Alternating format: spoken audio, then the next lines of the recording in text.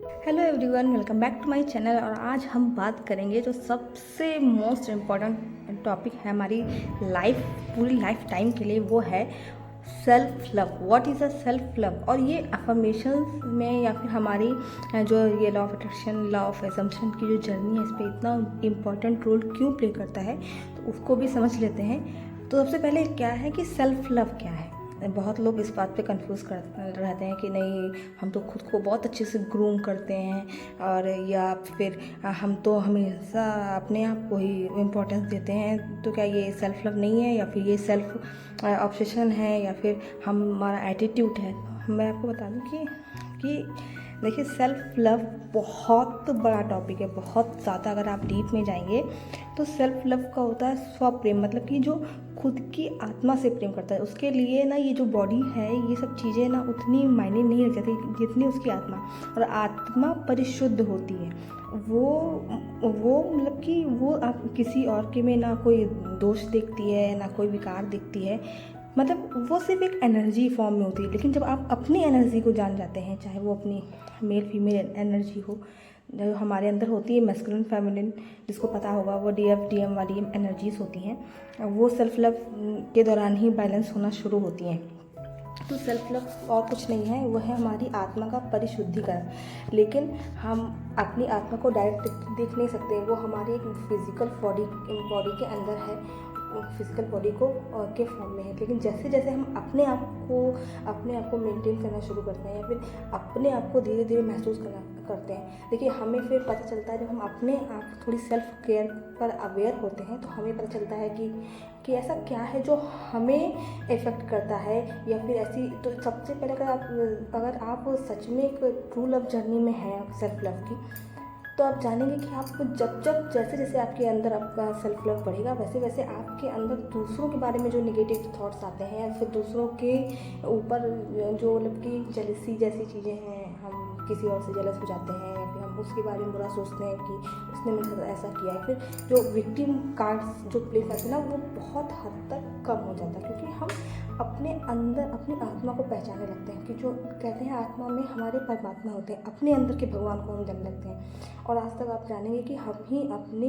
Life के जो 3D में जो हमारे साथ घटित हो रहा है, वो हम अपनी ही थॉट्स का क्रिएशन है। तो जब हम सेल्फ लव बढ़ाते हैं ना, तो हम अपने थॉट्स पर बहुत हद तक कंट्रोल कर लेते हैं, अपने विचारों पर। क्योंकि हम हर वक्त फिर अवेयर हो जाते हैं कि नहीं, ये चीज़ें नुकसान करने वाली हैं, और हमें इतना टाइम भी नहीं रह जाता है, क्योंकि हम अपनी चीज़ों पर थोड़ा ज़्यादा कंसंट्रेट होता है। वो अपनी पढ़ाई हो, अपने कुछ चीज़ें सीखना हो, बहुत यूटिलाइज़ करते हैं लोग अपने सेल्फ लव की जर्नी में अपने टाइम को।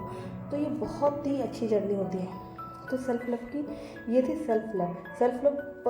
सेल्फ लव एक ऐसी की है। मैं आपको बता दूं कि सेल्फ लव एक ऐसी की है कि आप उससे ब्रह्मांड यूनिवर्स का हर एक ताला खोल सकते हैं। कि मतलब सेल्फ लव ही चाबी है, ना कोई टेक्निक, ना कोई भी मंत्र तंत्र विद्या साधना, कुछ भी मायने नहीं रखता है जब आप सेल्फ लव में। क्योंकि हम अपनी आत्मा से प्रेम करते हैं, अपने परमात्मा से प्रेम करने लगते हैं, हम अपनी आत्मा को भूल लेते हैं। तो शुरू कैसे करनी है सेल्फ लव की जर्नी। सबसे बड़ी बात यह है कि तो हम तो जान चुके हैं सेल्फ लव। अब हम सबसे प्रॉब्लम है कि हम क्या शुरू करें, क्या महंगे महंगे प्रोडक्ट लगाएं, या फिर बहुत अच्छे से परमानेंट टिप टॉप तैयार हों। तो सबसे पहले ये है कि आप जैसे हैं, जैसे आप मैसी भी हैं, आप किसी भी तरह के हैं, आज आपका पहले आपको जब ये वीडियो मिले, तो आप जिस हालत में बैठे हैं उस हालत में उठिए, और सिर्फ एक अलार्म सेट कर लीजिए कि मुझे 5 मिनट खुद को देखना है। अपने आप को देखिए, चाहे वो आपकी आँखें हैं, आपकी नाक, आपके ओंठ, मतलब कि टोटल। कभी अगर आप नोटिस करेंगे तो हमने आज तक खुद को भी उतनी अच्छी तरह से, हम आधे लोगों को ये भी नहीं पता होगा कि उनकी आइज़ का आखिर एक्चुअल में कलर क्या है। अपने आपके एक एक बॉडी पार्ट्स को मतलब कि एक अच्छे से एक स्कैन करके देखिए, और महसूस करिए कि वो आपकी बॉडी है। मतलब आपकी आत्मा ने उस कवच को धारण किया है। हम अपने कवच को तो पहले देखिए ढंग से कि हाँ, हमारे पास 2 हाथ हैं, 2 आँखें हैं, एक नाक है, दाँत है, जो भी हो, सब कुछ आपको स्कैन करना है। उसके बाद आपको सिर्फ एक अफर्मेशन देनी है मिरर के सामने। आप ये टेक्निक आप किसी भी टाइम कर सकते हैं। जिस दिन जब भी मन में कोई बाउंडेशन नहीं है, 10 मिनट, 15 मिनट, 20 मिनट, आप मतलब कि आपको पूरा फ्री हो, पूरे रिलैक्स में से आपको कोई भी फीलिंग्स के बारे में नहीं सोचना है कि मुझे फीलिंग नहीं आ रही है, या फिर कोई भी सर्कमस्टेंसेस आपके बारे में आप जो हो रहे हैं वो भी आपको नहीं सोचना। सिर्फ इतना बोलना है, I accept myself as I am and I forgive myself. I accept you with my pure heart. Thank you for choosing me. बस आपको ये अफर्मेशन आप चाहे लिख सकते हैं, चाहे आप इसको रिकॉर्ड कर सकते हैं, और आपको अपने माइंड में उसको बार बार अपने आप को देखते रहना है। और आपको पूरे 5 से 10 मिनट भी कर सकते हैं, आपके पास जितना भी टाइम हो, आपको जैसे मन हो आप इसको कर सकते हैं। और आपको उसके ऊपर कुछ भी नहीं लेना। लेकिन लोग कहते हैं कि हमें फीलिंग्स नहीं आती हैं, ऐसा कहते हुए हम, देखिए अब आप फीलिंग्स तो नहीं आएंगी शुरुआत में, किसी को भी नहीं आती है। हम अपने आप को इससे इतना दूर हो चुके हैं कि अपने आप तक पहुँचने में ही हमें टाइम लगेगा।